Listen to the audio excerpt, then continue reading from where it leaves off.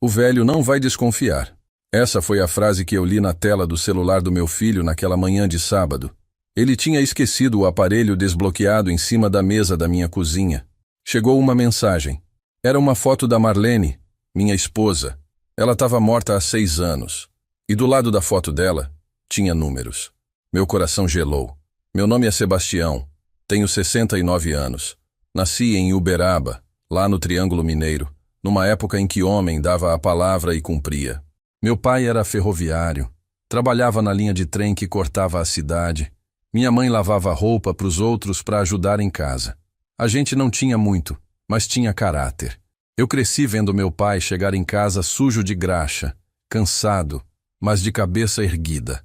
Foi dele que eu aprendi que trabalho honesto não envergonha ninguém. Aos 16 anos, comecei como ajudante numa oficina mecânica ali mesmo em Uberaba. Aprendi a consertar caminhão, a entender de motor, a ter paciência com parafuso emperrado e peça quebrada. Passei a minha vida inteira com as mãos sujas de óleo, consertando o diferencial, trocando embreagem, ajustando o motor a diesel que os caminhoneiros traziam fumegando. Aos 30 anos, abri minha própria oficina. Pequena num galpão alugado nos fundos de um posto de gasolina, mas era minha. Foi lá que eu criei meu filho. O Diego cresceu brincando entre pneus velhos e ferramentas espalhadas pelo chão. A Marlene fazia marmita para vender para os motoristas que paravam ali. A gente trabalhava junto, os 3. Era uma vida simples, mas era nossa. Hoje eu moro sozinho numa casa aqui na periferia de Uberlândia. A Marlene se foi em 2019. Câncer no pâncreas. Levou ela em menos de 1 ano. Desde então, é só eu, o silêncio desse lugar e as lembranças que teimam em não sair da minha cabeça. Antes de continuar, quero agradecer ao canal Café com Vovô pela oportunidade de contar essa história. E peço a você que está me ouvindo agora, se inscreve no canal, deixa seu comentário dizendo de que cidade você está assistindo e fica até o final, porque o que eu vou contar aqui não é fácil, mas precisa ser dito. E se isso tocar você de alguma forma, compartilha com alguém. Alguém por aí pode estar passando pela mesma coisa e não sabe como lidar. Todos os dias tem uma história nova aqui. Agora deixa eu voltar para o que aconteceu naquele sábado. Era meio de manhã. Devia ser umas 10 horas. Dia quente. O tipo de calor que gruda na pele e não sai. Eu estava na cozinha preparando um café quando ouvi a porta da frente abrir. Era o Diego, meu filho. Ele não costuma aparecer muito aqui não. Mora do outro lado da cidade, num condomínio fechado desses modernos. E sempre que eu pergunto o que ele anda fazendo da vida, ele responde rápido que trabalha com vendas pela internet. Negócios digitais, ele fala. Eu não entendo bem essas coisas, mas sempre achei estranho. Ele nunca explica direito, sabe? Só diz que tá indo bem, que as coisas estão caminhando. Mas eu vejo o carro que ele anda, as roupas que ele usa. Tudo caro. E eu fico pensando, que tipo de venda pela internet dá tanto dinheiro assim? Ele entrou sem bater, deu um "Oi, pai" seco, sem olhar para mim, e sentou na cadeira da cozinha. Já puxou o celular do bolso antes mesmo de eu servir o café. Sempre com aquele aparelho na mão. Sempre digitando, sempre olhando para baixo. Coloquei a xícara na frente dele. Peguei o pão que eu tinha comprado na padaria, cortei uns pedaços, botei manteiga e queijo na mesa. Ele pegou um pedaço distraído, mas nem parou de mexer no telefone. Deu uma mordida, mastigou devagar e continuou ali, com os olhos grudados naquela tela iluminada. Tentei puxar conversa. Perguntei se estava tudo bem. Ele disse que sim. Perguntei do Lucas, meu neto, o filho dele que eu quase não vejo. Ele respondeu que o menino estava bem, que estava na escola, crescendo. Só isso. Não deu detalhe. Não perguntou de mim. Não quis saber como eu estava, se eu precisava de alguma coisa, se a pressão estava controlada. Nada. Só ficou ali, mexendo no celular, dando risadinha baixa de vez em quando. Risada de quem está conversando com alguém mais interessante do que o próprio pai. Eu fiquei quieto. Tomei meu café devagar, olhando para ele por cima da xícara, tentando lembrar quando foi que aquele menino que eu ensinei a andar de bicicleta, que eu levava na oficina para me ajudar a segurar a chave inglesa, tinha virado aquele homem frio que mal conseguia passar 15 minutos na minha companhia. A Marlene costumava dizer que filho cresce e vai embora, que é lei da vida. Mas ela também dizia que o amor não some, que mesmo longe o laço fica. Só que olhando para o Diego ali, eu não via laço nenhum. Via distância, Via pressa, via desinteresse. Ele ficou uns 20 minutos, não mais que isso. Terminou o café, levantou, disse que tinha que ir. Tinha compromisso, reunião, essas coisas que ele sempre tem. Agradeceu pelo café de um jeito automático, deu um tapinha no meu ombro sem olhar nos meus olhos e foi embora. Ouvi a porta fechar, ouvi o carro ligar lá fora, o barulho do motor sumindo na rua. E fiquei ali, de pé, no meio da cozinha, com a xícara ainda na mão, sentindo aquele vazio que fica quando alguém vai embora e deixa a casa mais quieta do que estava antes. Voltei para a pia. Lavei as xícaras com calma. Guardei o pão, a manteiga, o queijo. Limpei a mesa passando o pano devagar, do jeito que eu sempre faço. Estava terminando quando ouvi um vibrar, um som abafado vindo da sala, um celular tocando. Sequei as mãos no pano de prato e fui ver. Era o celular do Diego. Estava ali em cima da mesa de centro, virado para cima, com a tela acesa. Ele tinha esquecido. Me aproximei. Não ia mexer. Não sou de bisbilhotar a vida dos outros, nunca fui. Ia só pegar o aparelho e colocar na gaveta, para quando ele voltasse buscar. Mas quando cheguei perto, a tela piscou de novo. Acendeu sozinha. E eu vi uma notificação nova, uma mensagem entrando. E junto com a mensagem, uma imagem pequena apareceu na parte de cima da tela. Era a Marlene. Meu coração deu um solavanco. Parei ali, de pé, olhando para aquela imagem. Era a foto dela. A mesma foto que eu tenho aqui na sala, dentro de uma moldura de madeira em cima do rack. Ela sorrindo de vestido florido, no dia do aniversário de 50 anos dela. Foi numa churrascaria simples, a gente tinha chamado uns amigos, nada muito grande. Mas ela estava feliz naquele dia. Estava bonita. Os olhos dela brilhavam. E eu guardei aquela foto porque foi uma das últimas vezes que eu vi ela sorrindo daquele jeito, antes da doença começar a sugar a vida dela aos poucos. Mas a foto ali, na tela do celular do meu filho, não estava sozinha. Tinha coisa escrita ao lado. Números, letras. Parecia informação, dados. Eu não entendi na hora. Peguei o celular devagar. Minha mão estava tremendo um pouco. Não sei se era de nervoso ou de medo do que eu ia encontrar. A tela estava desbloqueada. Toquei na notificação. Abriu uma conversa. Era um grupo. Tinha uns 5 ou 6 nomes que eu nunca tinha visto na vida. Apelidos estranhos. E a última mensagem era aquela. A foto da Marlene, com números ao lado. E embaixo uma frase curta, direta. Essa é a falecida. Usa ela. O velho não vai desconfiar. Li a frase de novo. Devagar. Cada palavra. Essa é a falecida. A Marlene. Minha esposa. Usa ela. Usar para quê? O velho não vai desconfiar. O velho era eu. Meu filho estava falando de mim. E ele achava que eu não ia desconfiar. De quê? Do que é que ele estava fazendo? Por que a foto da mãe dele estava naquela conversa? Por que tinha números ao lado? Sentei no sofá porque minhas pernas ficaram fracas. Segurei o celular com as 2 mãos e fiquei olhando para aquela tela. Meu peito começou a apertar. Não era só tristeza. Era confusão. Era medo. Era raiva também. Mas uma raiva que eu ainda não sabia direito de quê. Subi a conversa um pouco, só para tentar entender. Tinha outras mensagens. Outras fotos que eu não conhecia. Nomes, números. Tudo meio embaralhado, mas dava para ver que tinha alguma coisa errada ali. Alguma coisa muito errada. Respirei fundo. Tentei acalmar o coração que estava batendo rápido demais. Olhei para a foto da Marlene na parede do outro lado da sala. Ela me olhava de volta com aquele sorriso dela. E eu pensei, o que é que está acontecendo aqui? O que é que meu filho está fazendo com a imagem da própria mãe? E por que ele acha que eu não vou perceber? Coloquei o celular de volta na mesa, do jeito que estava. Não ia mexer mais. Não ainda. Levantei devagar e fui até a cozinha. Peguei um copo d'água. Bebi de uma vez. Fiquei ali, segurando o copo vazio, olhando pela janela para o quintal lá fora. As galinhas ciscando na terra. O varal vazio balançando com o vento. Tudo quieto. Tudo normal. Mas dentro de mim, nada estava normal. Alguma coisa tinha acabado de mudar. E eu sabia que não ia conseguir fingir que não tinha visto aquilo. Voltei para a sala. Sentei de novo no sofá. Olhei para o celular ali na mesa. Ele continuava piscando de vez em quando. Mensagens novas chegando. E eu fiquei ali, quieto, pensando no que fazer. Ligar para o Diego e perguntar?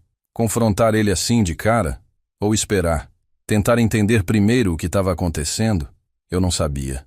Só sabia que alguma coisa muito ruim estava rolando. E que de um jeito ou de outro, eu ia ter que descobrir o quê. Fiquei o resto daquele sábado pensando naquela frase. O velho não vai desconfiar. As palavras não saíam da minha cabeça. Rodavam ali, o tempo todo, enquanto eu tentava fazer as coisas normais do dia. Varri o quintal, reguei as plantas, dei comida para as galinhas. Mas era tudo automático.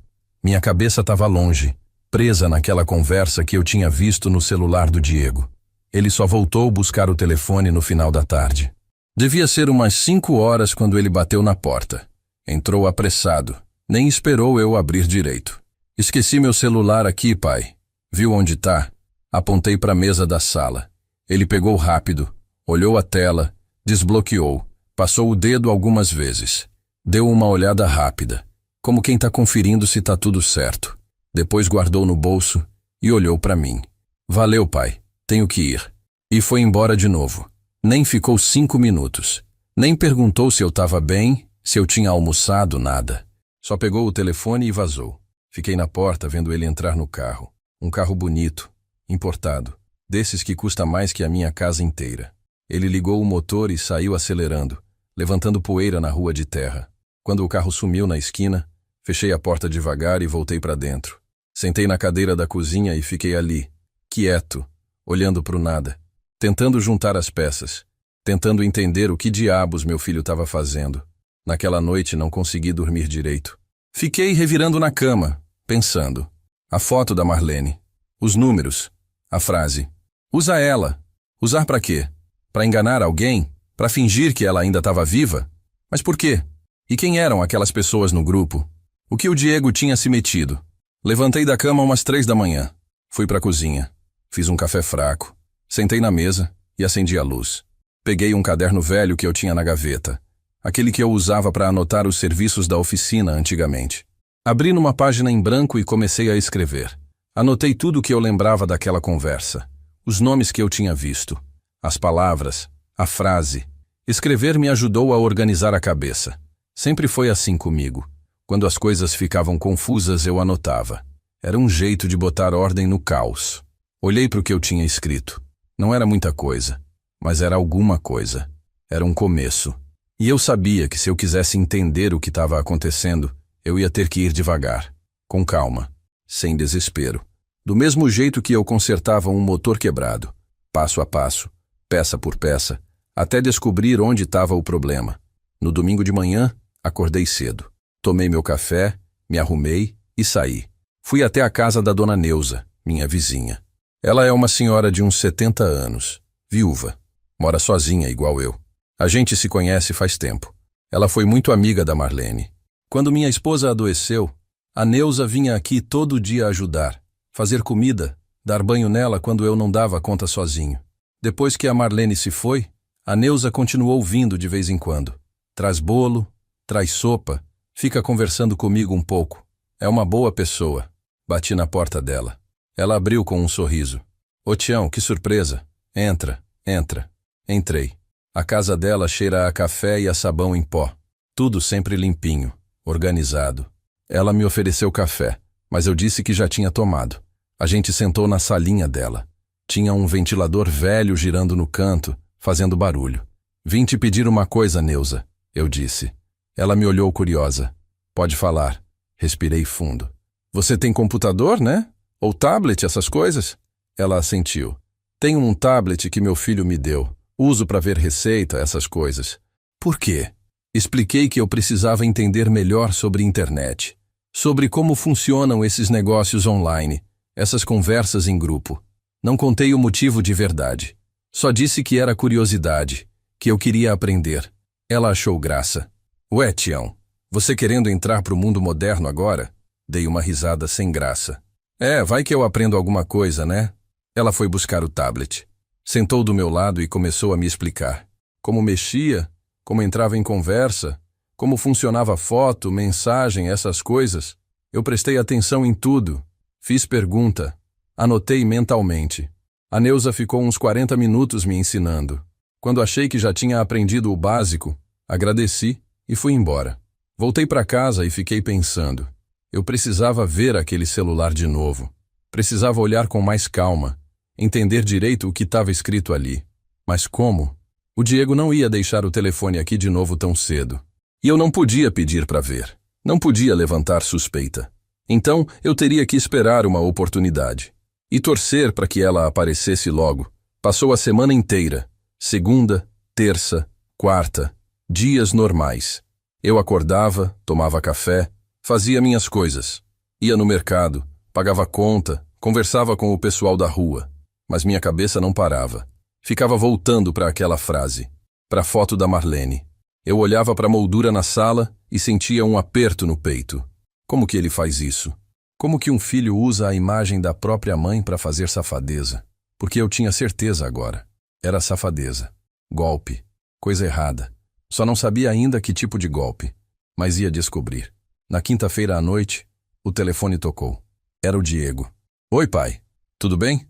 Respondi que sim. Escuta, amanhã eu vou passar aí de manhã. Vou deixar o Lucas com você umas horinhas. Tenho uma reunião importante e a mãe dele não pode ficar com ele. Meu coração deu um pulo.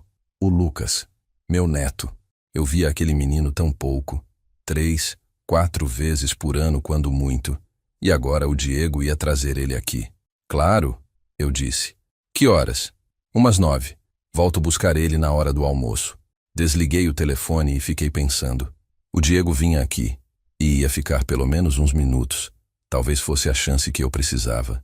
Na sexta de manhã, acordei mais cedo que o normal. Arrumei a casa. Comprei bolacha, suco, essas coisas que criança gosta. Às 9 em ponto, ouvi o carro parar na frente. Abri a porta. O Diego estava saindo do carro com o Lucas pela mão. O menino é pequenininho, magrelo, cabelo espetado, carinha de sono. Bom dia, pai, o Diego disse. Bom dia, meu filho. Bom dia, Lucas. O menino me olhou meio tímido e deu um oi, vô, baixinho. Eles entraram. O Diego estava apressado, como sempre. Olha, eu volto meio-dia, tá bom? Qualquer coisa me liga. Eu disse que estava tudo certo, que podia ficar tranquilo. O Diego abaixou, deu um beijo na testa do Lucas e saiu. Mas antes de fechar a porta, ele parou. Voltou. Esqueci meu carregador no carro. Já volto. Saiu correndo. Olhei para o Lucas. Ele estava parado no meio da sala, segurando uma mochilinha. Vem cá, meu neto. Vamos tomar um suco? Ele assentiu. Fomos para a cozinha. Eu abri a geladeira, peguei o suco, servi num copo. O menino sentou na cadeira e bebeu devagar, olhando em volta, quieto. Criança calma, educada, mas distante. Como se não me conhecesse direito. E era verdade. Ele não me conhecia. O Diego não deixava. Ouvi o barulho da porta abrindo. O Diego voltou, passou pela sala, pegou não sei o quê e foi embora de vez. Ouvi o carro ligar e sair. Fiquei ali com o Lucas. O menino terminou o suco e me olhou. Vô, posso ver televisão? Claro, meu filho. Levei ele para a sala, liguei a TV, coloquei num canal de desenho. Ele sentou no sofá, grudou os olhos na tela. Eu sentei do lado dele. Fiquei ali um tempo, só olhando, pensando em como aquele menino era a cara do Diego quando pequeno. A mesma testa, o mesmo jeito de franzir a sobrancelha. Depois de uns 20 minutos, o Lucas começou a ficar entediado. Vô, tem brinquedo? Eu não tinha brinquedo nenhum aqui. Fazia anos que criança não pisava nessa casa. Deixa eu ver o que eu acho, eu disse. Fui até o quartinho dos fundos onde eu guardo as coisas velhas. Tinha umas caixas lá. Abri uma. Tinha ferramentas. Abri outra. Roupas antigas da Marlene que eu nunca tive coragem de jogar fora. E então achei. Uma caixa de sapatos cheia de carrinhos velhos. Eram do Diego, de quando ele era pequeno. Carrinhos de plástico, meio quebrados, mas ainda dava para brincar. Levei para a sala. Olha aqui, Lucas. Eram do seu pai quando ele era da sua idade. Os olhos do menino brilharam. Ele pegou os carrinhos e começou a brincar ali no chão. Fiquei sentado olhando ele brincar. E pensei, esse menino não tem culpa de nada. Ele é inocente. Não sabe que o pai dele está metido em coisa errada. Não sabe que a avó dele, que ele nem chegou a conhecer, está sendo usada para enganar gente. E naquele momento, olhando para o Lucas ali, eu senti uma coisa crescer dentro de mim. Não era só raiva do Diego. Era uma vontade de proteger aquele menino, de fazer o certo, porque se eu não fizesse nada, um dia aquele garoto ia crescer e descobrir que o pai dele era um safado, e ia sofrer com isso. Ia carregar essa vergonha pro resto da vida. Levantei e fui até a cozinha. Peguei meu celular velho, abri a câmera, voltei para a sala. O Lucas continuava brincando, distraído. Sentei de novo e fiquei pensando no que eu ia fazer, pensando em como eu ia descobrir a verdade. E enquanto eu pensava, o menino levantou a cabeça e me olhou. Vô, você é legal. Sorri para ele. Você também, meu neto. Você também. O Diego voltou buscar o Lucas pontualmente ao meio-dia. Tocou a campainha, entrou rápido, pegou o menino pela mão e foi embora. Mal olhou para mim. Só disse "Valeu, pai", e saiu. O Lucas acenou da janela do carro quando eles foram embora. Eu acenei de volta, mas meu peito estava apertado. Não era pela despedida. Era porque eu tinha passado a manhã inteira com meu neto e percebi o quanto eu não conhecia aquele menino. O quanto o Diego me afastou dele. E isso doía mais do que eu imaginava. Fechei a porta e voltei para dentro. A casa ficou quieta de novo. Os carrinhos velhos ainda estavam espalhados no chão da sala. Me abaixei e comecei a juntar, um por um. Cada carrinho me trazia uma lembrança. O Diego brincando aqui nessa mesma sala. A Marlene chamando ele para almoçar. Eu chegando do trabalho e encontrando ele dormindo no sofá, com os brinquedos espalhados em volta. Era uma época boa. Simples, mas boa. E eu me perguntei, quando foi que tudo mudou? Quando foi que meu filho virou esse homem que eu não reconheço mais? Guardei os carrinhos de volta na caixa e levei para o quartinho dos fundos. Quando voltei para a sala, meu olhar caiu na moldura da Marlene. Fiquei ali parado, olhando para a foto dela. Marlene, eu disse baixinho, se você tivesse aqui, o que você faria? Fiquei esperando como se ela fosse responder, mas só tinha o silêncio, o barulho do ventilador rodando, o som da rua lá fora, nada mais. Suspirei fundo e sentei no sofá. Precisava pensar, precisava decidir o que fazer. Passei o resto do dia quebrando a cabeça. Jantar eu nem fiz direito. Esquentei uma sopa que a dona Neuza tinha trazido na semana passada, tomei meia tigela e joguei o resto fora. Não estava com fome. Estava inquieto. Deitei cedo, mas não dormi. Fiquei olhando para o teto, revirando na cama, pensando naquela conversa que eu tinha visto. Nos nomes, nos números, na frase maldita. O velho não vai desconfiar. Cada vez que eu lembrava, dava vontade de socar a parede. Mas eu não sou homem de violência. Nunca fui. Sempre resolvi as coisas na conversa, no olho no olho. Mas dessa vez era diferente. Porque eu não sabia ainda o tamanho da encrenca que meu filho tinha se metido. No sábado de manhã, acordei com uma ideia na cabeça. Precisava de ajuda. Alguém que entendesse dessas coisas modernas, de internet, de celular, de golpe online. Pensei em quem poderia me ajudar. E lembrei do Valdecir. O Valdecir era meu ex-sócio. A gente trabalhou junto na oficina por quase 20 anos. Ele era mais novo que eu, uns 10 anos de diferença. Quando eu fechei a oficina, ele abriu a própria dele em outro bairro. A gente perdeu o contato, mas eu sabia que ele ainda estava por aí. E sabia também que o filho dele, o João Pedro, trabalhava com computador. Técnico de informática, essas coisas. Talvez ele pudesse me dar um norte. Peguei meu celular e procurei o número do Valdecir. Ainda estava salvo ali. Liguei. Chamou 3 vezes antes dele atender. Alô? A voz dele rouca de quem acabou de acordar. Valdecir, é o Sebastião. Tudo bem? Silêncio por uns segundos. Tião? Rapaz, faz quanto tempo? Tudo certo. E você? Conversamos um pouco. Ele me contou que a oficina dele estava indo bem, que tinha contratado 2 ajudantes, que a vida estava corrida, mas estava dando certo. Eu disse que estava tudo tranquilo por aqui, aposentado, tocando a vida. Depois de uns minutos de conversa mole, fui direto ao ponto. Valdecir, preciso de uma ajuda. É sobre celular, internet, essas coisas. Seu filho ainda mexe com isso? Ele disse que sim, que o João Pedro tinha uma loja de informática no centro. Qual o problema, Tião? Hesitei. Não podia contar tudo. É que eu quero entender melhor como funcionam umas coisas. Mensagem, aplicativo, sabe? Tô meio por fora. Ele riu. Rapaz, você também resolveu entrar pro mundo digital? Pois olha, passa lá na loja segunda-feira. O João Pedro vai te ajudar. Vou ligar para ele e avisar. Agradeci. Desliguei o telefone e respirei aliviado. Era um começo. Segunda-feira eu ia até lá. Ia conversar com o rapaz. Ia tentar entender melhor essa história toda, porque eu tinha certeza agora de que o Diego estava metido em coisa séria. E eu não ia cruzar os braços. O resto do fim de semana arrastou. Domingo foi longo. Fui na missa de manhã, como sempre faço. Sentei lá no fundo da igreja, longe de todo mundo. O padre falou sobre perdão, sobre família, sobre amor ao próximo. Eu tentei prestar atenção, mas minha cabeça estava longe. Estava pensando no Diego. Estava pensando em como a gente chegou nesse ponto. Quando a missa acabou, voltei para casa. Almocei sozinho, arroz e feijão que eu tinha feito no dia anterior. Lavei a louça. Sentei na cadeira da varanda e fiquei olhando a rua. As crianças brincando lá embora, os vizinhos lavando o carro, a vida seguindo normal para todo mundo, menos para mim. Na segunda-feira de manhã, me arrumei cedo. Coloquei uma calça jeans, uma camisa mais arrumada. Passei um pente no cabelo, que já tá ralo e branco.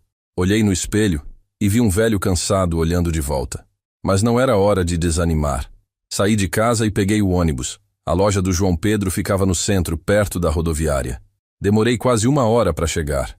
Desci do ônibus e caminhei 2 quadras. Achei a loja. Era pequena, com uma placa escrita JP Informática. Entrei. Tinha um balcão na frente e prateleiras cheias de cabos, mouses, teclados, essas coisas. Um rapaz jovem, de uns 30 anos, estava sentado mexendo num computador. Ele levantou quando me viu. Bom dia. Posso ajudar? Bom dia. Você é o João Pedro? Ele assentiu. Sou.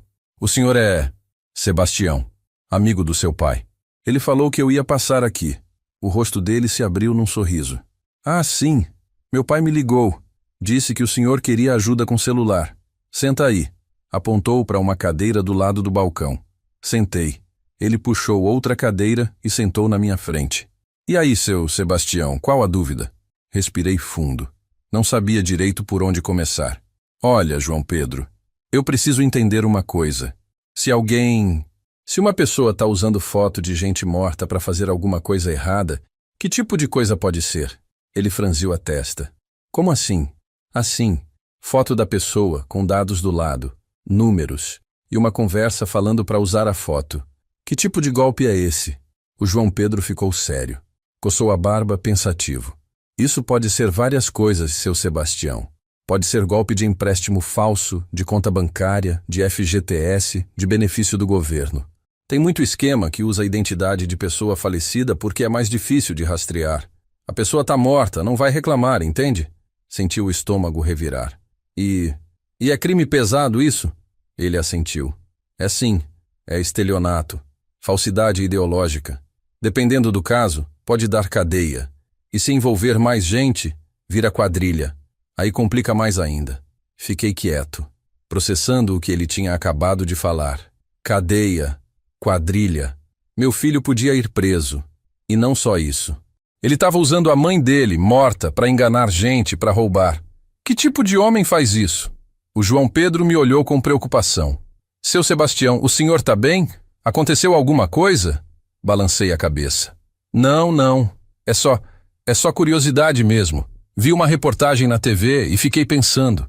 Ele não pareceu convencido, mas não insistiu. Olha, se o senhor souber de alguém fazendo isso, tem que denunciar. Polícia, Ministério Público, porque esse tipo de gente não para.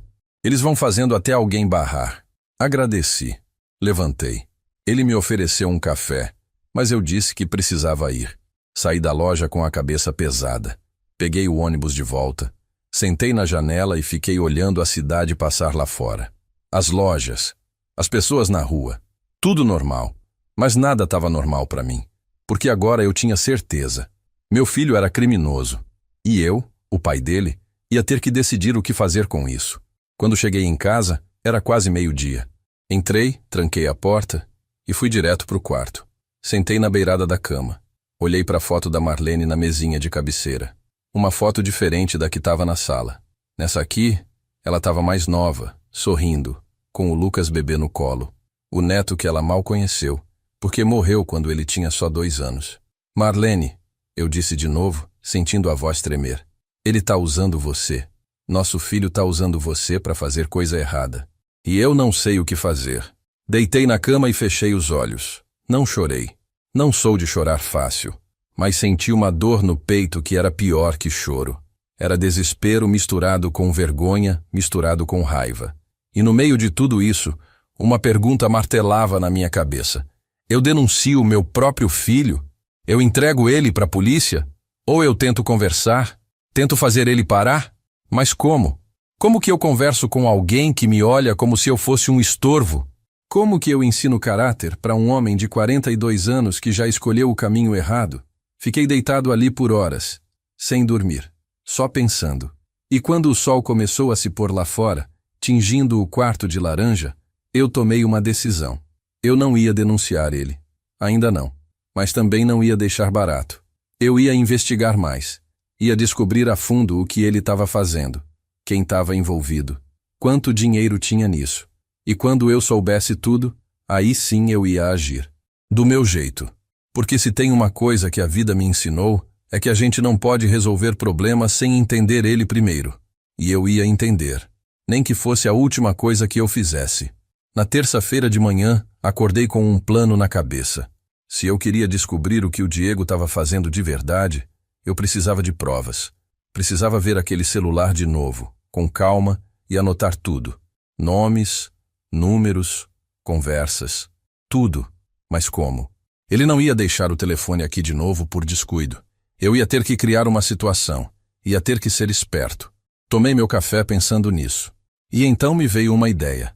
O aniversário do Lucas era dali a 2 semanas, dia 12 de novembro. Eu podia usar isso. Ligar para o Diego, dizer que queria fazer um almoço para o menino, que fazia tempo que a gente não comemorava nada junto, que eu sentia falta disso. Ele provavelmente ia aceitar, só para não parecer mau filho. E se ele viesse aqui, com a família, talvez eu conseguisse um momento sozinho com aquele celular. Peguei o telefone e liguei. O Diego atendeu no terceiro toque. Oi, pai. Oi, meu filho. Tudo bem? Tudo. Que foi?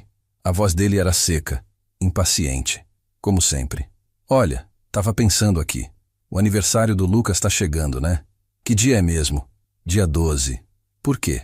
Queria fazer um almoço para ele aqui em casa. Faz tempo que a gente não comemora nada junto. O que você acha? Silêncio do outro lado. Eu quase conseguia ouvir ele pensando, procurando desculpa. Ah, pai, não sei não.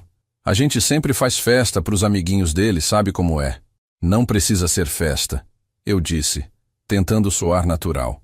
Só um almoço em família. Eu, você, a Patrícia e o Lucas. Faço aquela macarronada que ele gostou outro dia. Compro um bolo. Coisa simples. Mais silêncio. Depois ele suspirou. Tá bom, pai, a gente vai. Mas não precisa fazer muita coisa não, viu? Pode deixar. Que horas vocês chegam? 12h tá bom. Fechado então. Até lá. Desliguei e fiquei olhando para o telefone. Primeira parte feita. Agora eu tinha 2 semanas para me preparar. Nos dias seguintes fiquei remoendo o plano na cabeça. Eu sabia que não ia ser fácil. O Diego vivia grudado naquele celular. Mas todo mundo tem um momento de distração. Um momento em que deixa o telefone de lado. E eu ia estar atento, esperando esse momento. Não podia errar. Não ia ter segunda chance. Comecei a me preparar. Fui no mercado, comprei as coisas para o almoço. Massa, molho, carne moída, queijo. Comprei refrigerante, suco para criança. Fui na padaria encomendar um bolo simples, com o nome do Lucas escrito em cima.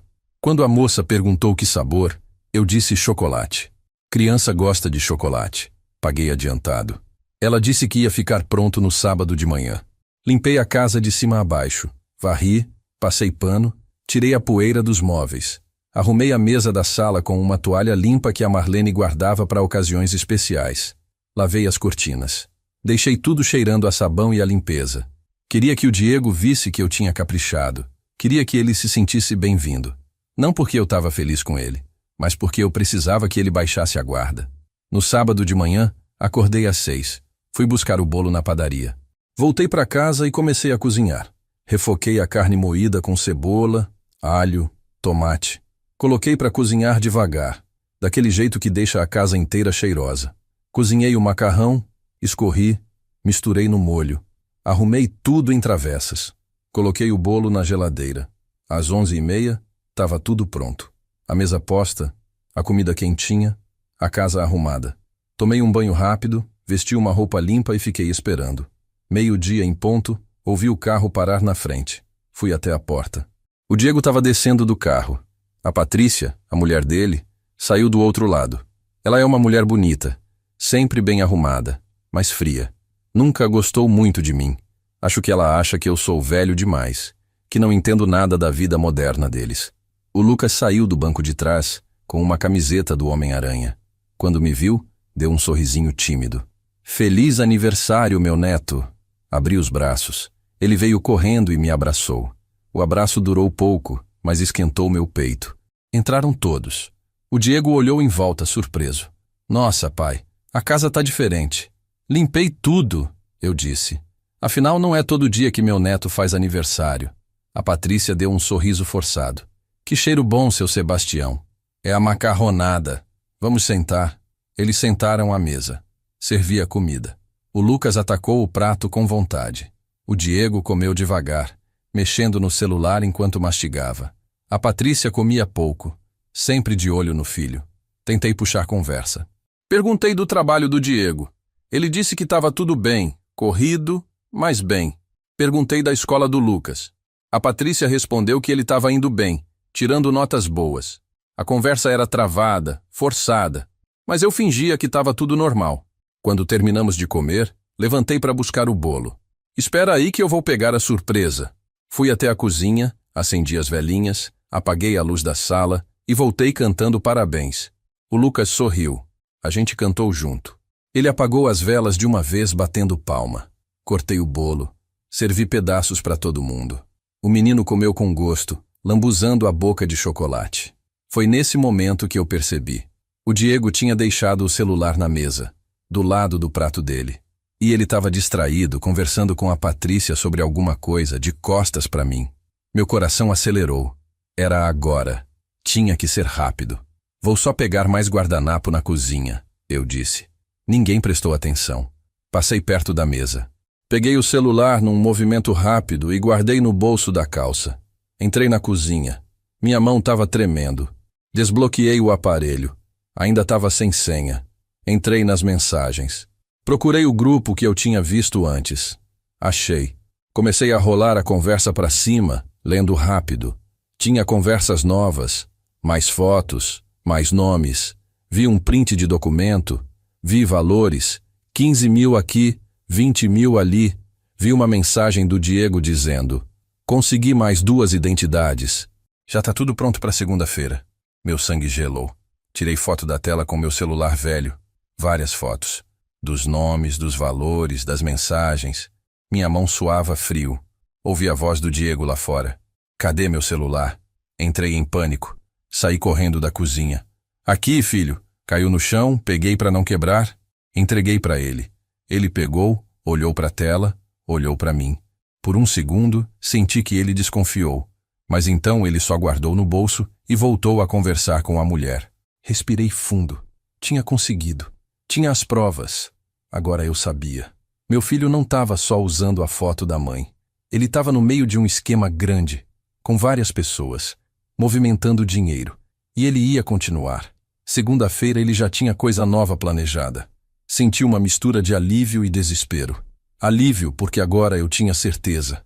Desespero porque não sabia o que fazer com aquela certeza. Depois que eles foram embora, fiquei sozinho com aquele peso no peito. A casa voltou para o silêncio de sempre. Lavei a louça devagar, guardei as sobras da comida na geladeira, joguei fora os pratos descartáveis. Mas minha cabeça não parava. Ficava voltando para as fotos que eu tinha tirado do celular do Diego. Precisava olhar com calma, entender direitinho o que eu tinha visto. Sentei na mesa da cozinha e peguei meu celular velho. Abri as fotos. Ampliei uma por uma. Eram 7 fotos no total. Na primeira dava para ver o nome do grupo. Família Forte. Que ironia. Família. Tinha 5 pessoas no grupo além do Diego. Nomes de apelido, coisa de bandido mesmo. Tinha um tal de Ratão, outro chamado Pezão, uma mulher com o nome de Drica e mais 2 que só tinham inicial. A conversa era toda cifrada, mas dava para entender o esquema. Eles pegavam identidade de gente falecida. CPF, RG, foto, tudo. E usavam para abrir conta em banco, pedir empréstimo, sacar benefício do governo.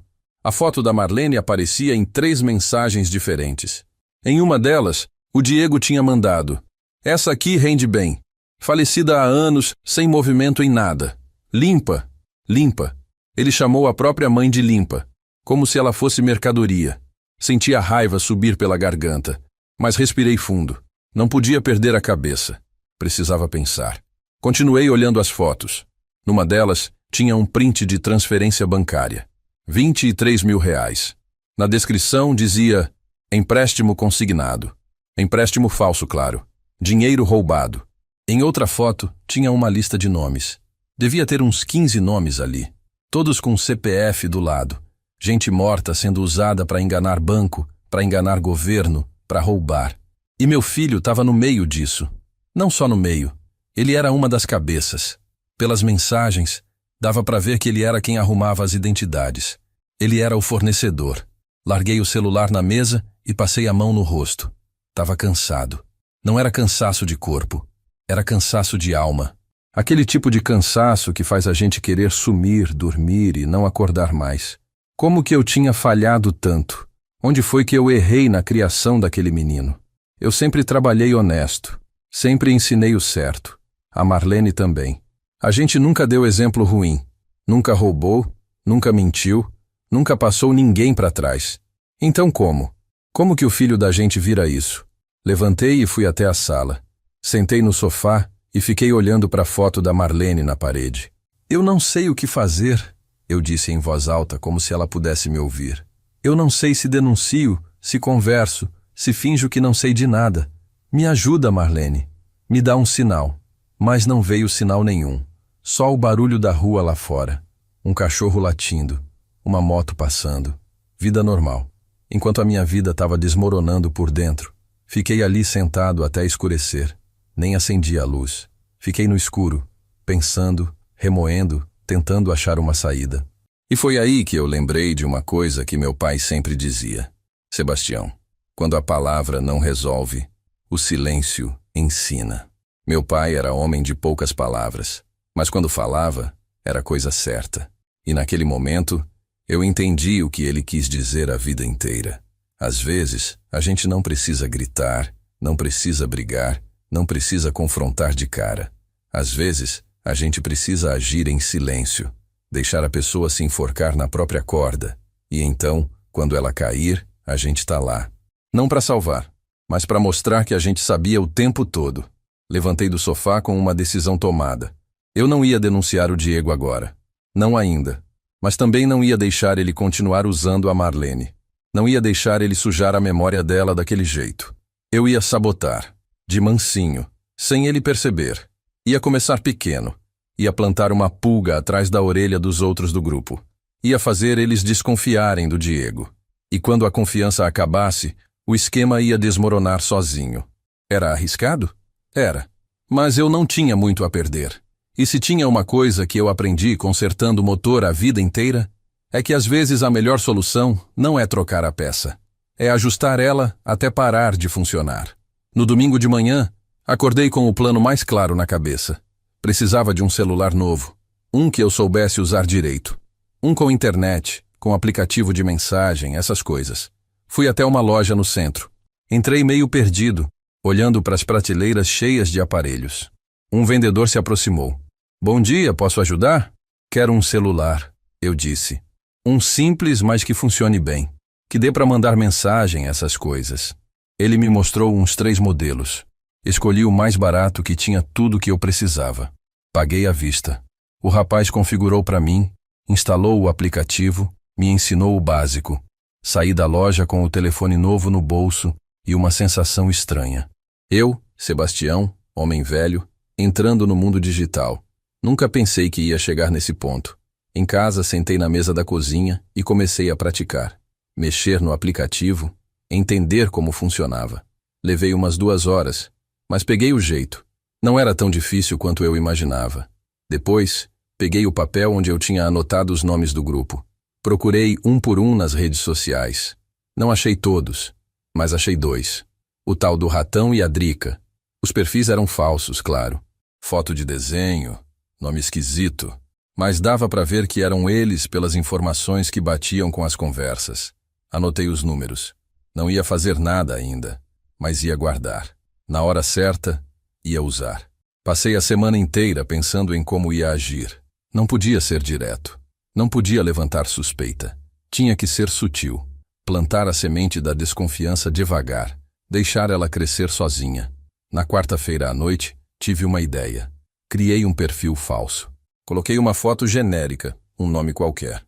Entrei num daqueles sites de mensagem anônima e mandei um recado pro ratão. Curto, direto. Cuidado com o parceiro de vocês. Ele tá repassando informação.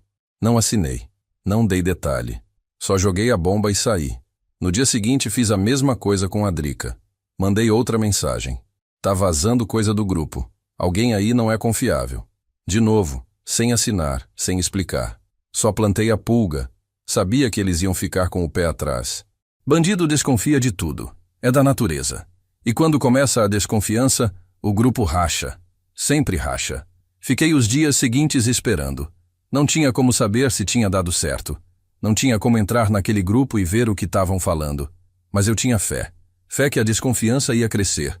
Que eles iam começar a se estranhar. E que mais cedo ou mais tarde, o Diego ia sentir o baque.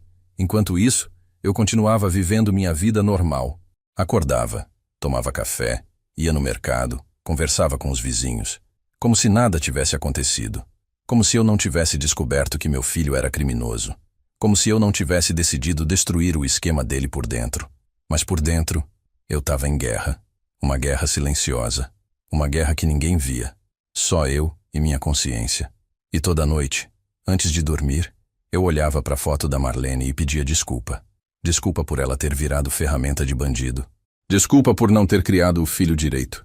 Desculpa por tudo. E prometia para ela que eu ia consertar. Do meu jeito, no meu tempo, mas ia consertar. Porque se tem uma coisa que a vida me ensinou, é que erro tem que ser corrigido. E filho, ou não filho, errado é errado. E justiça, mesmo que demore, tem que ser feita. 10 dias se passaram desde que eu mandei aquelas mensagens anônimas. 10 dias de silêncio da minha parte, mas de barulho na minha cabeça. Eu não tinha como saber se tinha funcionado. Não tinha como espiar o grupo deles, ver se a desconfiança tinha pegado. Só podia esperar. E esperar sempre foi a parte mais difícil para mim. Sou homem de ação, de resolver logo, de botar a mão na massa. Mas dessa vez, eu precisava ter paciência. Deixar o veneno fazer efeito devagar. Continuei minha rotina. Acordava cedo, tomava café, ia na padaria comprar pão fresco, conversava com o seu Moacir, o padeiro, sobre futebol, sobre o tempo, sobre nada. Voltava para casa, regava as plantas, dava comida para os bichos, almoçava sozinho, assistia televisão, dormia cedo, vida de velho aposentado. Ninguém imaginaria que por dentro eu estava tramando contra o próprio filho. Ninguém imaginaria que eu estava travando uma guerra invisível. Na quinta-feira de manhã, o telefone tocou. Era o Diego. Meu coração deu um pulo. Será que ele tinha descoberto? Será que tinha ligado os pontos? Atendi tentando soar normal. Alô? Pai, tudo bem? A voz dele parecia cansada. Tensa. Tudo, meu filho. E você? Ah, pai, tá corrido. Muito trabalho. Fiquei quieto, esperando. Ele não ligava à toa. Olha, eu queria te pedir uma coisa. Pode falar. Você pode ficar com o Lucas sábado? Eu e a Patrícia precisamos resolver umas coisas. Engoli seco. Claro. Que horas vocês trazem ele? Umas 9 da manhã. A gente busca no final da tarde. Pode deixar. Eu fico com ele. Valeu, pai. Até sábado. Desligou. Fiquei segurando o telefone, pensando. O Diego parecia diferente. A voz dele tinha algo. Preocupação. Medo. Não dava para saber. Mas alguma coisa estava diferente. Guardei o telefone e voltei para o que eu estava fazendo. Não ia deixar ele perceber que eu sabia de nada. Ia continuar sendo o pai normal, o avô disponível, o velho bobo que não desconfiava de nada. No sábado, às 9 em ponto, o carro do Diego parou na frente de casa. Abri a porta. Só ele e o Lucas desceram. A Patrícia ficou no carro, mexendo no celular. O Diego estava com cara de quem não dormiu direito. Olheiras fundas, barba por fazer. Bom dia, pai. Bom dia. Entra. O Lucas entrou correndo, já mais à vontade dessa vez. O Diego ficou na porta. Olha, pai, qualquer coisa me liga, tá? Tá bom, pode ir tranquilo. Ele acenou pro filho, voltou pro carro e foram embora. Fechei a porta e olhei pro Lucas. O menino estava no meio da sala, olhando em volta. E aí, meu neto? O que você quer fazer hoje? Ele deu de ombros. Não sei, vô. Preparei o café da manhã para ele. Pão com manteiga, leite com chocolate. Ele comeu devagar, balançando as perninhas na cadeira. Depois fomos para a sala. Liguei a televisão no canal de desenho. Ele sentou no sofá e ficou assistindo. Eu sentei do lado dele, mas minha cabeça estava longe. Estava pensando na cara do Diego, no jeito tenso dele. Alguma coisa estava acontecendo. Eu tinha certeza.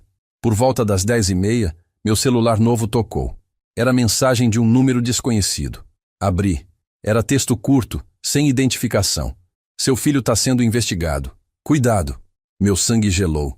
Li de novo. Apaguei a mensagem na hora. Olhei para o Lucas. Ele continuava entretido com o desenho, alheio a tudo. Levantei e fui para a cozinha. Sentei na cadeira, segurando o telefone, tentando entender. Quem tinha mandado aquilo? Era alguém do grupo dele? Era a polícia? Era a armadilha? Minha cabeça rodava. Fiquei ali uns 15 minutos, só pensando. Será que minhas mensagens anônimas tinham dado algum resultado? Será que o grupo tinha desmoronado? Ou será que eu tinha mexido num vespeiro maior do que eu imaginava? Respirei fundo. Não podia entrar em pânico. Precisava manter a calma. Voltei para a sala. O Lucas me olhou. Vô, tá tudo bem? Tô sim, meu filho. Só fui tomar água. Sentei de novo ao lado dele. Mas o coração estava acelerado. O dia passou devagar. Fiz almoço pro Lucas. Arroz, feijão, um bife pequeno. Ele comeu direitinho. Depois a gente foi pro quintal.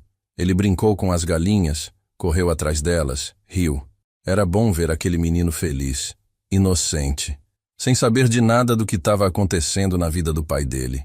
E eu torcia para que ele nunca soubesse, para que crescesse longe dessa podridão toda. No meio da tarde, o Diego ligou. Pai, vou buscar o Lucas agora. Chego em 15 minutos. Tá bom. Desliguei. Chamei o Lucas, ajudei ele a calçar o tênis, arrumei o cabelo dele. Quando o carro parou na frente, o menino saiu correndo. Eu fui atrás, devagar. O Diego abriu a porta do carro. O Lucas entrou. Eu me aproximei. O Diego me olhou. Dessa vez, o olhar dele era diferente. Tinha algo ali. Medo, vergonha. Não consegui decifrar. Obrigado, pai. Disponha. Ele entrou no carro e saiu rápido demais. A poeira subiu na rua. Fiquei ali parado, vendo o carro sumir. Voltei para dentro. Sentei no sofá, peguei meu celular, olhei de novo para a mensagem que tinha recebido. Seu filho está sendo investigado. Será que era verdade? Será que a polícia estava no encalço dele? E se tivesse, o que eu fazia? Eu tinha provas. Tinha as fotos que tirei do celular dele. Eu podia entregar. Podia facilitar a prisão dele. Mas ele era meu filho. Meu sangue. Como que um pai faz isso? Fiquei a noite inteira sem dormir, revirando na cama, pensando, pesando. De um lado, a justiça. Do outro, o sangue. De um lado, o certo. Do outro, o laço que me prendia àquele homem desde o dia que ele nasceu. Eu lembrava do Diego pequeno, dos primeiros passos dele, da primeira vez que ele me chamou de pai, da alegria da Marlene quando ele nasceu. Como que tudo tinha dado tão errado? No domingo de manhã, me levantei cansado, olheiras fundas. Tomei café sem vontade. Fui sentar na varanda. O sol estava nascendo. A rua estava quieta. E foi ali, sentado naquela cadeira velha, olhando o céu clarear, que eu tomei uma decisão. Se o Diego estava sendo investigado, eu não ia atrapalhar. Mas também não ia ajudar a prender ele. Ia deixar a justiça seguir o curso. E se ele caísse, ia cair pelas próprias escolhas, não pela minha denúncia. Eu não ia ser o carrasco do meu filho, mas também não ia ser o escudo dele. Entrei em casa. Fui até o quarto. Abri a gaveta da mesinha de cabeceira. Peguei as fotos que eu tinha tirado do celular dele. Olhei uma por uma. Eram a prova. Eram a condenação dele. Mas eram também o fim de qualquer laço que ainda existia entre nós. Fiquei ali, segurando aquelas fotos, sentindo o peso delas. E então fiz uma coisa que eu não esperava fazer. Coloquei as fotos dentro de um envelope. Escrevi no envelope, para ser aberto apenas se necessário, e guardei no fundo da gaveta, embaixo das roupas velhas, das cartas antigas, das lembranças que eu não conseguia jogar fora. Não ia usar aquelas fotos. Ainda não. Mas se chegasse o dia em que o Diego tentasse me puxar para o buraco junto com ele, se ele tentasse me culpar, me usar como escudo, aí sim eu ia mostrar que eu sabia de tudo desde o começo. Aí sim ele ia ver que o velho não era tão bobo quanto ele pensava. Fechei a gaveta, sentei na beirada da cama, olhei para a foto da Marlene. Eu tentei, Marlene. Tentei fazer o certo sem destruir ele, mas ele está cavando a própria cova, e eu não posso fazer mais nada além de assistir. E pela primeira vez em muito tempo, senti uma lágrima descer. Uma lágrima de cansaço, de derrota, de aceitação de que às vezes a gente perde a guerra antes mesmo dela começar. 3 semanas se passaram desde aquela mensagem anônima. 3 semanas de silêncio tenso. O Diego não ligou, não apareceu, nada. E quanto mais o silêncio durava, mais eu tinha certeza de que alguma coisa tinha acontecido. Alguma coisa grande. Eu continuava minha rotina, mas sempre com um olho na porta, esperando. Esperando notícia, esperando o pior. Foi numa terça-feira de tarde que a bomba caiu. Eu estava na sala assistindo o jornal quando a campainha tocou. Levantei, fui até a porta, abri. Eram 2 homens.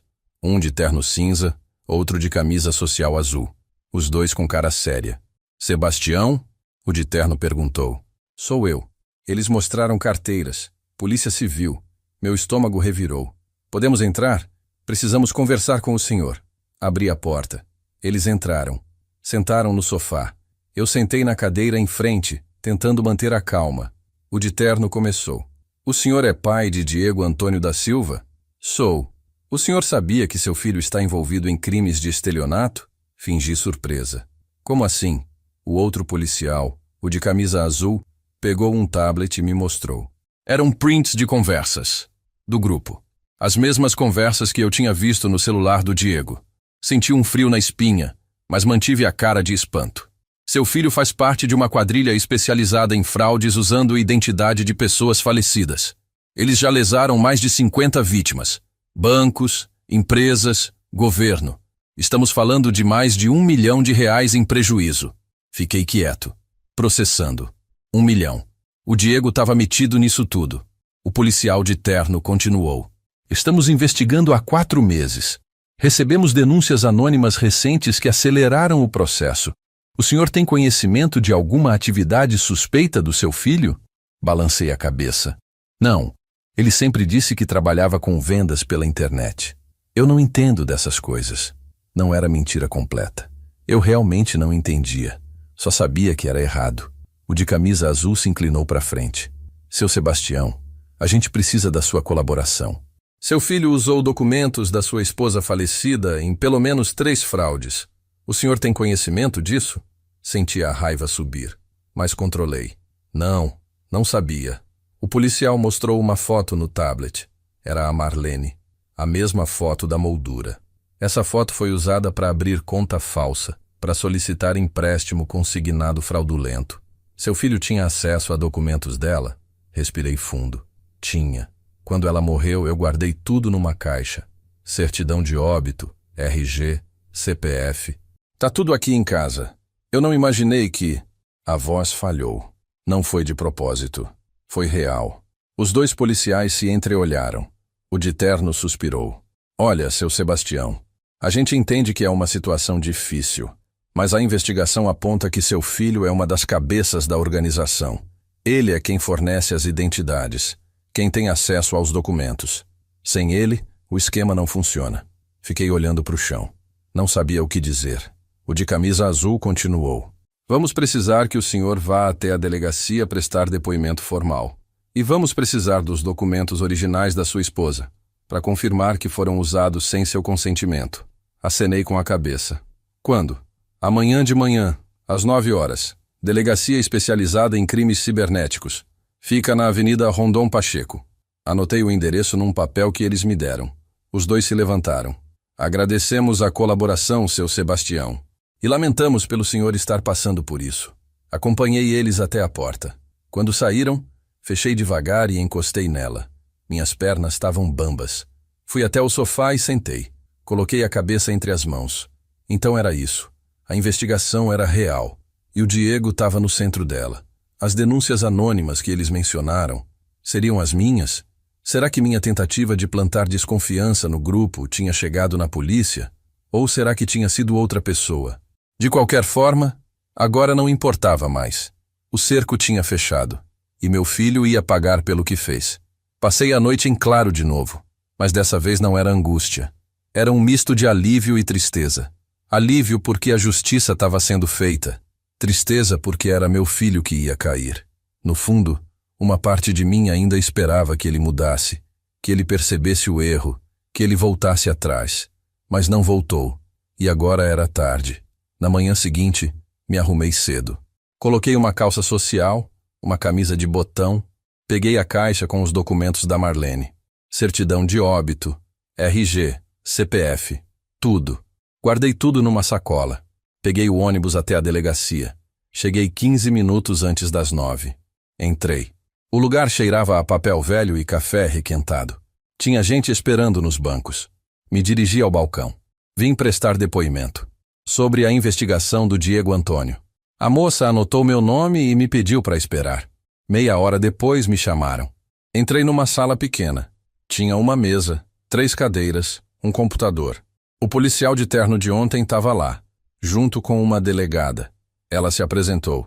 Doutora Carla, responsável pela investigação. Apertei a mão dela. Sentei. A delegada foi direto ao ponto. Seu Sebastião, vou fazer algumas perguntas. O senhor responde com calma e com a verdade, tá bom? Sim, senhora. Ela começou. Perguntou sobre a Marlene, quando ela morreu, onde eu guardava os documentos dela. Se alguém além de mim tinha acesso. Respondi tudo. Disse que o Diego sabia onde ficava a caixa, que ele tinha vindo aqui algumas vezes, que podia ter pego os documentos quando eu não estava olhando. Não era mentira. Era verdade. Eu só não contei que eu sabia do esquema fazia tempo. Isso eu guardei para mim. A delegada então me mostrou prints das conversas. Algumas eu já tinha visto. Outras não. Tinha uma conversa onde o Diego dizia: "O velho não percebe nada. Pode usar tranquilo." Ver aquilo escrito ali, na tela, na frente de gente estranha, me cortou por dentro. Mas não demonstrei. Mantive a cara firme. A delegada me olhou. "O senhor nunca desconfiou de nada?" Balancei a cabeça. "Nunca. Eu confiava nele. Era meu filho." A voz saiu baixa, real. Depois de quase 2 horas terminaram. A delegada me agradeceu. Disse que eu podia ir. Mas antes de sair, ela falou mais uma coisa. "Seu Sebastião, a prisão do seu filho e dos comparsas deve acontecer nos próximos dias. A gente vai precisar do senhor como testemunha no processo. O senhor está preparado para isso?" Olhei para ela. "Eu só quero que a justiça seja feita, doutora. Seja lá o que isso signifique." Ela assentiu. "Entendo. Obrigada pela colaboração." Saí da delegacia com a sacola vazia. Os documentos da Marlene tinham ficado lá, para serem usados como prova. Prova contra meu próprio filho. No ônibus de volta, fiquei olhando pela janela. A cidade passava. Gente na rua vivendo suas vidas, trabalhando, rindo, conversando. Vida normal. E eu ali, voltando para casa depois de ajudar a prender meu filho. Não com denúncia direta, mas com a verdade, com os documentos, com meu depoimento. Era o certo? Era. Mas doía como se fosse o errado. Cheguei em casa no final da manhã. Entrei. Tranquei a porta. Fui direto pro quarto. Sentei na beirada da cama. Peguei a foto da Marlene. "Acabou, meu amor. A justiça está sendo feita. Você não vai mais ser usada para coisa errada. Eu prometi que ia consertar. E consertei. Do jeito que eu pude." Abracei a foto. E dessa vez, deixei as lágrimas caírem. Lágrimas de alívio. Lágrimas de dor. Lágrimas de um pai que tinha perdido o filho muito antes da prisão. Porque filho não é só sangue. É caráter. É escolha. E o Diego tinha escolhido o caminho errado. Agora ia pagar por isso. E eu, mesmo com o coração partido, sabia que tinha feito o certo. Passou uma semana. 7 dias de espera. Eu acordava todo dia esperando ouvir no rádio, ver na televisão, receber uma ligação. Mas nada. O silêncio era pesado. Eu sabia que a operação estava para acontecer. A delegada tinha dito que seria em breve. mas não sabia quando, nem como. Só sabia que ia acontecer. Na quinta-feira de manhã, o telefone tocou cedo. Eram 7 e pouco. Atendi. Era um número desconhecido. Alô? Seu Sebastião? Aqui é a delegada Carla. A operação vai acontecer hoje, às 10 horas. Achei que o senhor gostaria de saber. Meu coração disparou. Obrigado por avisar, doutora. De nada. Qualquer coisa, a gente entra em contato. Desligou. Fiquei parado com o telefone na mão. Era hoje. Em poucas horas, meu filho ia ser preso. Olhei para o relógio. 7h15. Tinha menos de 3 horas. Sentei na cadeira da cozinha. Minha cabeça começou a rodar. Será que eu devia ligar para ele? Avisar? Dar uma última chance? Mas chance para quê? Para ele fugir? Para continuar fazendo o que fazia? Não. Eu não podia fazer isso. Não devia. Mas era meu filho. Meu sangue. Fiquei ali sentado, travado, até passar das 8. Então me levantei. Tomei banho. Me vesti. Não sabia o que fazer. Não conseguia ficar em casa esperando. Precisava sair. Andar. Pensar. Peguei a carteira e saí. Fui caminhando sem rumo. Passei pela padaria. Pelo mercadinho. Pela praça. As pessoas me cumprimentavam. Bom dia, seu Tião. Eu respondia automático, mas não estava ali de verdade. Estava longe. Muito longe. Acabei parando num banco da praça. Sentei. Olhei para o relógio. 9h40. Faltava 20 minutos. 20 minutos e a vida do meu filho ia mudar para sempre. E a minha também. Porque depois disso não tinha volta. Ele ia saber que eu sabia. Que eu colaborei. Que eu não fiz nada para impedir. E o ódio dele ia ser pior que qualquer prisão. Às 10 horas, meu celular tocou. Era mensagem. Da delegada. Operação concluída. 5 prisões efetuadas, incluindo seu filho. Obrigada pela colaboração. Li a mensagem 3 vezes. 5 prisões, incluindo seu filho. Pronto. Tinha acontecido. O Diego estava preso. Guardei o celular. Fiquei olhando para o nada. Não senti alívio. Não senti tristeza. Não senti nada. Só um vazio enorme. Levantei e voltei para casa devagar. Quando cheguei, eram quase 11. Entrei. Sentei no sofá. Liguei a televisão. Coloquei no canal de notícias local. Fiquei esperando. Passou meia hora até aparecer. Polícia Civil realiza operação contra a quadrilha de estelionato. 5 pessoas foram presas na manhã de hoje acusadas de aplicar golpes usando identidade de pessoas falecidas. O prejuízo estimado ultrapassa R$1 milhão. Mostraram imagens dos presos sendo levados. De costas, algemados. Não dava para ver o rosto, mas eu sabia. Um deles era meu filho. Desliguei a televisão. Fiquei sentado no silêncio. A casa parecia maior, mais vazia, mais fria. Levantei e fui até o quarto. Abri a gaveta. Peguei o envelope com as fotos que eu tinha tirado do celular do Diego. Olhei para ele. Não precisava mais daquilo. A polícia já tinha provas suficientes. Rasguei o envelope. Rasguei as fotos. Joguei tudo no lixo. Era o passado. Agora tinha que lidar com o presente. No final da tarde, o telefone tocou. Era a Patrícia. A voz dela era de desespero. Seu Sebastião, o Diego foi preso. A polícia veio de manhã, levou ele algemado. Eu não sei o que fazer. O Lucas viu tudo. Tá chorando, perguntando pelo pai. Eu não sei o que dizer para ele. Respirei fundo. Calma, Patrícia. Onde você tá? Em casa, com o Lucas. Fica aí. Eu vou aí. Desliguei. Peguei a chave, a carteira e saí. Peguei o ônibus até o bairro deles. Desci e caminhei até o condomínio. Toquei o interfone. Ela abriu o portão. Subi até o apartamento. A porta estava entreaberta. Entrei. A Patrícia estava sentada no sofá, de olhos vermelhos. O Lucas estava no quarto. Ouvi o choro dele de longe. Sentei do lado dela. Me conta o que aconteceu. Ela fungou. De manhã cedo bateram na porta. Eram uns 6 policiais. Tinham mandado de prisão. Entraram, reviraram tudo, pegaram computador, celular, documentos e levaram o Diego. Ele nem conseguiu falar nada. Só olhou para mim e para o Lucas e saiu. O menino ficou apavorado. Fiquei quieto. Não sabia o que dizer. Ela me olhou.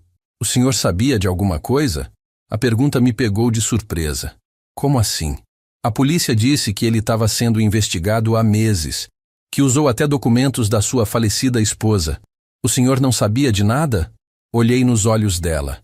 Eu descobri faz pouco tempo e fui chamado para depor. Mas não denunciei ele, Patrícia. Eu só falei a verdade quando me perguntaram. Ela baixou a cabeça. Eu também não sabia de nada. Achei que ele trabalhava com venda online. Ele sempre trazia dinheiro, pagava as contas, dava tudo pro Lucas. Eu nunca desconfiei. A voz dela quebrou. E agora? O que eu faço? Como eu explico pro meu filho que o pai dele é bandido? Coloquei a mão no ombro dela. Você não explica. Ainda não. Ele é pequeno demais para entender. Você diz que o pai está resolvendo um problema, que vai voltar. E quando ele crescer, você conta a verdade. Mas agora não. Ela enxugou as lágrimas. E você? Como o senhor está lidando com isso? Suspirei. Eu criei aquele menino. Ensinei o certo. Dei exemplo. E mesmo assim, ele escolheu o errado. Não tem como lidar, Patrícia. A gente só aguenta. Ficamos ali em silêncio por um tempo, até que ouvi passos pequenos. O Lucas apareceu na porta do quarto, olhos inchados, cara de susto. Quando me viu, correu até mim. Vô! Peguei ele no colo. Ele agarrou no meu pescoço e começou a chorar de novo. Vô, levaram meu pai, levaram ele. Apertei ele contra mim. Eu sei, meu filho. Eu sei. Ele volta? A pergunta me atravessou. Volta sim, mas vai demorar um pouco. Era mentira, mas era a única coisa que eu podia dizer. Fiquei lá até o Lucas se acalmar, até ele comer alguma coisa, até ele voltar pro quarto e deitar. Quando ele dormiu, me despedi da Patrícia. Qualquer coisa você me liga. Ela agradeceu. Saí do apartamento com o peito apertado. Não pelo Diego, mas pelo Lucas. Aquele menino ia crescer sem pai. Ia carregar a vergonha do sobrenome. Ia sofrer bullying na escola quando descobrissem. E não tinha nada que eu pudesse fazer para proteger ele disso. Voltei para casa, já era noite. Entrei, tranquei a porta. Fui direto pro quarto. Deitei na cama sem tirar a roupa. Olhei pro teto e pensei em tudo. No Diego pequeno, na Marlene viva, na família que a gente era. E em como tudo tinha desmoronado. Não foi de repente, foi devagar. Aos poucos, escolha por escolha, mentira por mentira. Até chegar onde chegou, e agora só restava os cacos. E eu, velho e cansado, tentando juntar o que dava, sabendo que nunca mais ia ser igual, porque algumas coisas, quando quebram, não tem conserto. Só resta aceitar e seguir em frente, mesmo que seja mancando. 2 semanas depois da prisão, recebi uma ligação. Era de um número que eu não conhecia, mas atendi mesmo assim. Alô? Pai. A voz do Diego. Seca, dura. Meu estômago embrulhou. Diego, preciso falar com você. Pessoalmente. Vai ter audiência de custódia semana que vem. Você pode vir? Fiquei quieto por uns segundos. Pra quê? Porque eu preciso olhar na sua cara e perguntar uma coisa. O tom dele era de raiva contida. Eu sabia o que vinha. Tá bom, me passa o dia e o horário. Ele passou as informações. Quarta-feira, às 2 da tarde. No fórum. Desliguei o telefone e fiquei olhando para a parede. Ele sabia. De alguma forma, ele tinha descoberto que eu sabia. Que eu tinha colaborado. E agora queria o confronto. Parte de mim queria fugir. Não ir. Deixar para lá. Mas a outra parte, a parte que ainda era pai, sabia que eu tinha que encarar. Tinha que ouvir o que ele tinha para dizer. E tinha que falar o que eu tinha para falar também. A semana passou devagar. Cada dia parecia ter 40 horas.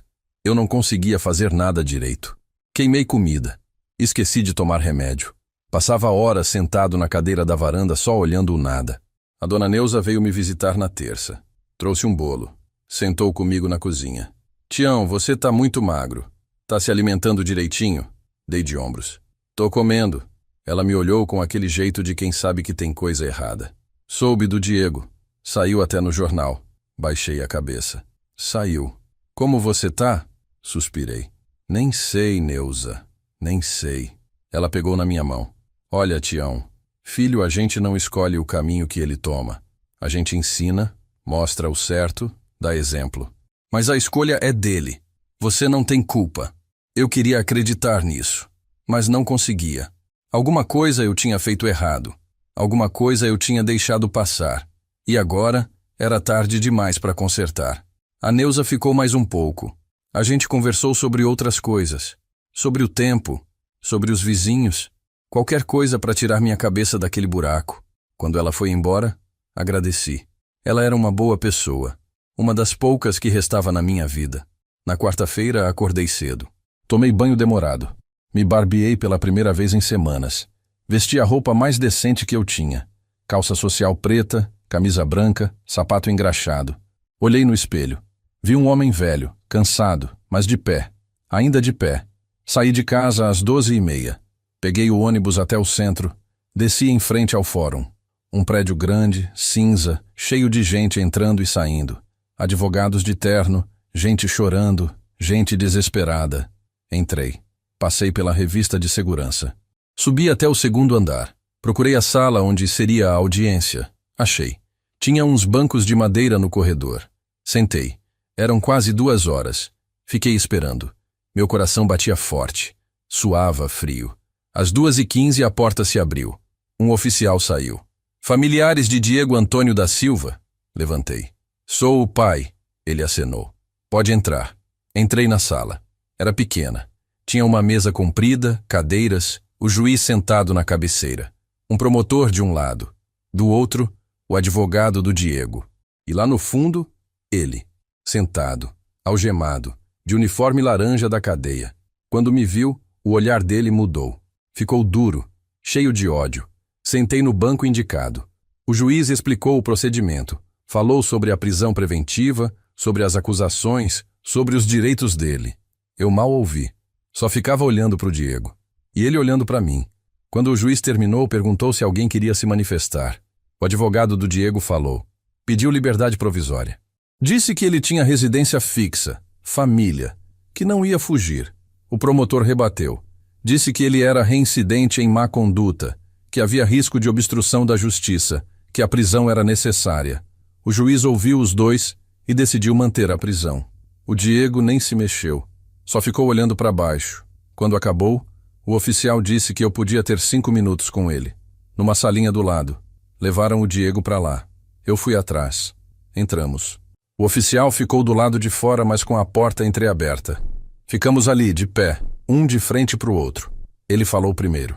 Você sabia, né? A voz dele era baixa, mas cortante. Sabia. Ele deu uma risada sem graça. Desde quando?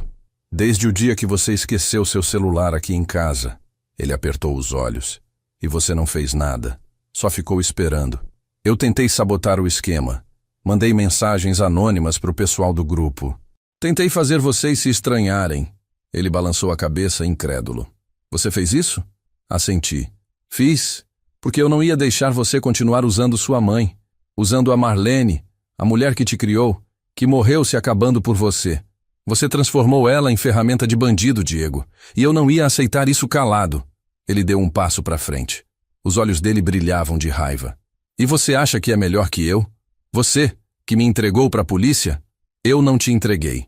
A polícia já estava investigando. Eu só falei a verdade quando me perguntaram. Mas você sabia. Você podia ter me avisado. Podia ter me dado uma chance. A voz dele subiu. Dei um passo para frente também. Ficamos cara a cara. Chance para quê, Diego? Para você fugir? Para você continuar roubando? Enganando? Você teve chance a vida inteira. Eu e sua mãe demos tudo para você. Educação, exemplo, amor. E você escolheu esse caminho. Você. A voz saiu firme. Mais firme do que eu esperava. Ele ficou me olhando. A raiva dando lugar a outra coisa. Desprezo. Eu não preciso de sermão. Eu sei o que eu fiz. E eu assumi. Mas você é pior. Porque você se esconde atrás da moral, da justiça. Mas no final você só é um covarde. Um velho covarde que não teve coragem nem de defender o próprio filho. As palavras dele me acertaram como um soco. Mas eu não recuei. Defender você como, Diego? Mentindo? Virando cúmplice? Eu passei a vida inteira tentando ser um homem honesto. Sua mãe passou a vida tentando criar um filho de bem. E você cuspiu em tudo isso. Então não venha jogar a culpa em mim. Você fez suas escolhas. Agora paga por elas. Ficamos ali, em silêncio, só se encarando. Até que ele virou o rosto. Sai daqui. Não quero mais ver você. Diego! Sai! Ele gritou. O oficial abriu a porta. Tudo bem aí? Olhei para o Diego mais uma vez. Ele estava de costas agora. os ombros tensos, as mãos algemadas apertadas. E eu senti que tinha acabado. O laço que ainda existia entre nós, fino, quase invisível, tinha arrebentado. Adeus, Diego. Ele não respondeu. Saí da sala. O oficial levou ele de volta. Eu fiquei no corredor, encostado na parede, tentando recuperar o fôlego. Senti uma tontura. Sentei no banco. Fiquei ali uns 10 minutos até conseguir levantar. Saí do fórum cambaleando. Desci as escadas devagar. Quando cheguei na rua, o sol estava forte demais, ofuscante. Caminhei até o ponto de ônibus. Sentei no banco e esperei. O ônibus demorou uma eternidade. Quando chegou, entrei, paguei a passagem, sentei lá no fundo. E foi ali, no balanço daquele ônibus velho, no meio de gente estranha, que eu percebi. Eu tinha perdido meu filho, não para a prisão. Isso era a consequência. Eu tinha perdido ele muito antes, pro dinheiro, pro orgulho, pro caminho fácil. E não tinha volta. Nunca mais ia ter. Cheguei em casa, já era quase 5 da tarde. Entrei, tranquei a porta, fui pro quarto. Deitei na cama de roupa e sapato mesmo, olhei pro teto e deixei sair. Deixei sair tudo que eu tinha segurado. O choro, a dor, a raiva, o lamento. Chorei que nem criança. Que nem eu não chorava desde o dia que enterrei a Marlene. Chorei até não ter mais lágrima, até secar. E quando parei, fiquei ali no silêncio, só ouvindo minha respiração cansada. E pensei, agora é isso, agora é recomeçar, sozinho, de novo. Porque a vida não espera a gente se recuperar. Ela continua. E a gente vai junto, querendo ou não. 6 meses se passaram desde aquele dia no fórum. 6 meses desde a última vez que eu vi o Diego. Ele foi condenado. 4 anos de prisão. Os outros do grupo também pegaram pena. O dinheiro roubado nunca foi totalmente recuperado. As vítimas continuaram no prejuízo. E a justiça, do jeito dela, lenta e pesada, seguiu seu curso. Eu continuei minha vida. Ou o que restou dela. Acordava todo dia no mesmo horário. Tomava meu café olhando pela janela. Regava as plantas, dava comida para os bichos, conversava com a dona Neuza quando ela vinha. Ia na feira, pagava conta, assistia televisão. Vida de velho, simples, vazia, mas era minha. E eu tinha aprendido a viver com o vazio. Porque vazio a gente não preenche. A gente só se acostuma. O Lucas continuou vindo me ver. Não com frequência. A Patrícia trazia ele uma vez por mês, às vezes menos. O menino cresceu. Ficou mais quieto, mais retraído. Perguntava pelo pai de vez em quando. Eu dizia que ele estava longe, resolvendo uns problemas. Não mentia de todo. Só não contava a verdade inteira. Um dia ele ia saber, mas não precisava ser agora. Agora ele ainda podia ser criança, inocente, protegido. Numa tarde de sábado, eu estava sentado na varanda quando um carro parou na frente de casa. Era a Patrícia, mas ela não estava sozinha. Tinha um homem no banco do motorista. Ela desceu, o Lucas desceu atrás. E o homem também. Ele era jovem, bem vestido, simpático. Eles vieram até a varanda. Oi, seu Sebastião. A Patrícia parecia nervosa. Oi, Patrícia. Oi, Lucas. O menino me abraçou. Eu baguncei o cabelo dele. Esse aqui é o Rogério, ela disse, apontando para o homem. Ele estendeu a mão. Prazer. Apertei. Ficamos ali uns minutos conversando. Sobre nada, sobre tudo. Até que ela soltou. Seu Sebastião, eu vim avisar. A gente vai se mudar para Goiânia. O Rogério conseguiu um emprego bom lá. E eu achei melhor. Recomeçar em outro lugar. Longe daqui. Longe das fofocas. Do julgamento. Olhei para ela. Depois para o menino. Ele estava de cabeça baixa, mexendo no tênis. E o Lucas? Vai com a gente. Vai estudar numa escola nova. Fazer amigos novos. Começar de novo. Eu entendi. Ela estava fugindo. Da vergonha. Do passado. Do nome do Diego. E levava meu neto junto. Quando vocês vão? Semana que vem. Tão rápido assim. Tão repentino. Olhei pro Lucas. E você, meu neto? Tá animado? Ele deu de ombros. Mais ou menos. A voz dele era baixa. Triste. Abaixei até ficar da altura dele. Olha pra mim, Lucas. Ele levantou os olhos. Olhos iguais aos da Marlene. Castanhos. Profundos. Você vai pra um lugar novo. Vai conhecer gente nova. Mas você nunca vai esquecer de mim, né? E eu nunca vou esquecer de você. Quando você crescer, se quiser me procurar, eu vou estar aqui. Sempre. Os olhos dele encheram de lágrima. Ele me abraçou forte. Eu te amo, vô. Eu também te amo, meu neto. Mais do que você imagina. Eles ficaram mais um pouco. Tomaram suco, comeram bolacha e depois foram embora. Eu fiquei na varanda vendo o carro sumir na esquina. E senti que aquilo era o fim de verdade. O Diego preso, o Lucas indo embora, a Marlene morta e eu sozinho, completamente sozinho. Mas ao mesmo tempo havia uma estranha paz, porque eu tinha feito o que era certo, mesmo que doesse, mesmo que custasse tudo. Voltei para dentro, sentei na cadeira da cozinha. Peguei o caderno velho onde eu tinha anotado tudo no começo dessa história. Abri na primeira página. Li o que eu tinha escrito. Os nomes, os números, a frase. O velho não vai desconfiar. Dei uma risada baixa, amarga. Ele tinha errado. O velho tinha desconfiado e tinha agido, do jeito dele, silencioso, firme. Fechei o caderno, levantei, fui até o fogão, acendi o bico, coloquei o caderno no fogo, vi as páginas pegarem, virarem cinza, subirem em fumaça. Era o passado, queimando, sumindo. Apaguei o fogo, joguei as cinzas no lixo, lavei as mãos e voltei para a sala. Sentei no sofá, olhei para a foto da Marlene. Acabou, meu amor. Eu fiz o que tinha que fazer. O Diego pagou pelo que fez. Você não está mais sendo usada. Pode descansar em paz. E eu vou continuar aqui, vivendo, um dia de cada vez, até chegar minha hora de te encontrar de novo. Fiquei ali, olhando para a foto, até o sol se pôr. A casa ficou escura, mas eu não acendi a luz. Gostei do escuro, do silêncio, da paz que vinha com ele. Nos meses seguintes, minha vida seguiu do mesmo jeito. Acordar, café, rotina, solidão. Mas era diferente agora. Não era solidão de abandono. Era solidão de escolha. Eu tinha escolhido o certo. E o certo, às vezes, é solitário. Porque nem todo mundo entende. Nem todo mundo aceita. Mas quem vive com a consciência limpa dorme tranquilo. E eu dormia. Todas as noites. Sem pesadelo. Sem remorso. Um dia, quase um ano depois de tudo, recebi uma carta. Era do Diego. Abri com a mão tremendo. Li devagar. Ele dizia que estava se recuperando, que estava fazendo curso na cadeia, que estava pensando, refletindo, e que entendia porque eu tinha feito o que fiz. Não me perdoava. Ainda não. Talvez nunca. Mas entendia.